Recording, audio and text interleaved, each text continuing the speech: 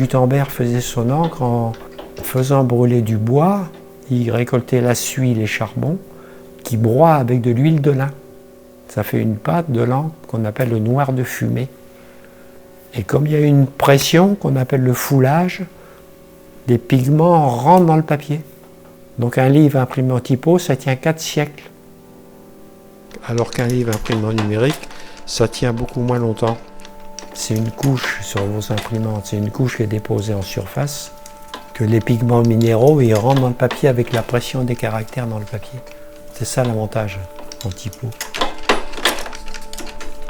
Le passage du livre manuscrit au livre imprimé, c'est un petit peu comme si de nos jours on passait de la télé en couleur à la télé en noir et blanc. Ça pour les 3 siècles à venir.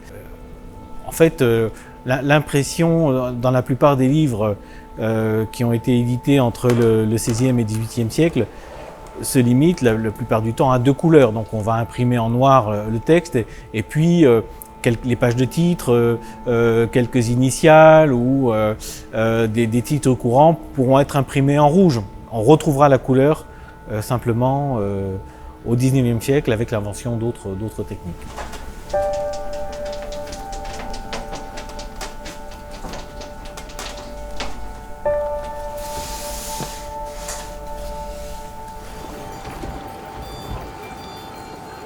Il y a effectivement quelques grands noms de l'histoire de l'imprimerie qui sont liés à la Touraine. Mais ils sont liés à la Touraine, pas à la ville de Tours proprement dite. Le premier, c'est Nicolas Janson. Alors Nicolas Janson, il est originaire de Champagne, ce n'est pas un Tourangeau, mais il va séjourner à Tours pendant quelques années au milieu du XVe siècle. Il était l'un des graveurs de la monnaie de Tours, donc chargé de graver les monnaies royales. Et puis en 1458, le roi de France Charles VII l'envoie à Mayence pour observer cette nouvelle invention mise au point quelques années auparavant par Gutenberg. Donc voilà, dans cet atelier de Mayence, Nicolas Janson va s'initier à ce nouvel art typographique auprès des compagnons eux-mêmes formés par Gutenberg. Quelques années après, on va retrouver Nicolas Janson, non pas en France, mais à Venise, donc qui est un des grands centres intellectuels de l'Europe latine à cette époque, où il va devenir imprimeur libraire.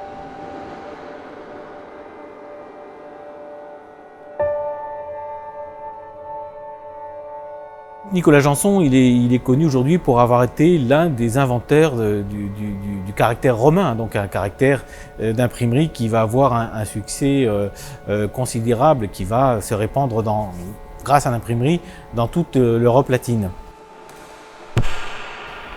Deux autres grands noms de l'imprimerie de l'époque de la Renaissance sont liés à la Touraine. Il y a Guillaume Rouillet, qui est né à Dolusse-le-Sec, qui va devenir marchand libraire à Lyon. Donc autre grande place, cette fois-ci dans le Royaume de France, autre grande place de commerce et autre grand centre d'imprimerie. Et puis évidemment le plus célèbre, Plantin, qui est originaire de Saint-Avertin. Il va implanter son atelier à Anvers, donc la capitale économique des Flandres à cette époque.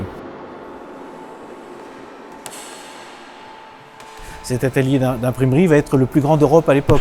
Il va compter jusqu'à 16 presses qui vont travailler ensemble et une soixantaine d'ouvriers. Donc c'était quelque chose évidemment d'extrêmement important. Alors Plantin et Rouillet se caractérisent tous deux par leur insertion dans le camp des imprimeurs catholiques. Nous sommes dans une époque de guerre de religion, nous ne sommes pas dans une époque de tolérance et si l'on exerce sa profession dans une ville qui est catholique ou qui est protestante, il faut afficher la religion catholique ou protestante si on ne veut pas avoir d'ennui avec les autorités.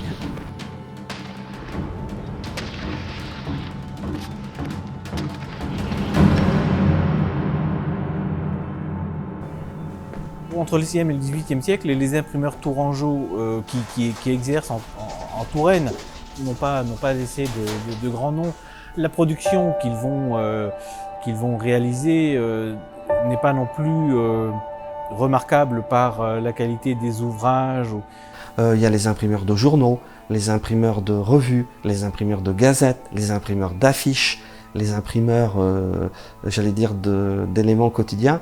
Et ça, il y en a plusieurs plusieurs à Tours qui fonctionnent bien, mais que ce sont des petits imprimeurs familiaux. Ces imprimeurs vont travailler avec les institutions locales, par exemple avec l'archevêché. Donc ils vont pouvoir publier des ouvrages nécessaires à la célébration du culte. Ils vont travailler aussi avec les représentants des institutions royales. Par exemple, ils vont publier des documents administratifs, des documents juridiques.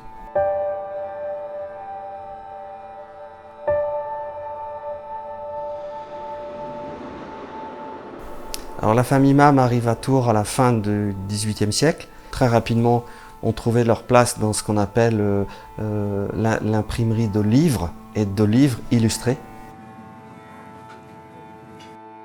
Des livres éducatifs, des livres de prix, des livres de récompense et puis aussi les belles lettres. La réédition des grandes œuvres. À côté de cela, il publie 2 monstres sacrés, La Touraine de Bourrasset, avec des illustrations magnifiques qui présentent toute l'histoire de la Touraine. Un autre livre qui va faire aussi la réputation de l'entreprise Alfred Mam, c'est la Sainte Bible, illustrée par Gustave Doré. Ils savent de temps en temps faire des ouvrages de luxe pour asseoir leur réputation. C'est pas avec ces 2 ouvrages que l'entreprise Mam va réussir financièrement à bon coup financier, mais elle va surtout asseoir son prestige, sa compétence de faire des livres extraordinaires. Deuxième élément, c'est qu'à la fin du XIXe siècle, à partir de 1896, ils sont imprimeurs de la papauté. Les paroisses françaises ont leurs ouvrages religieux imprimés à cette époque chez Mam. C'est très rare dans l'économie de trouver dans le même secteur d'activité 6 générations qui vont se transmettre les compétences et le patrimoine. 6 générations qui mesuraient l'importance de la fabrication du livre de A à Z, c'est-à-dire de la fabrication du papier jusqu'à la commercialisation, en passant en fait par toutes les stades de la fabrication du livre, la typographie, les illustrations, les différents types de reliures, jusqu'à la finition et la commercialisation.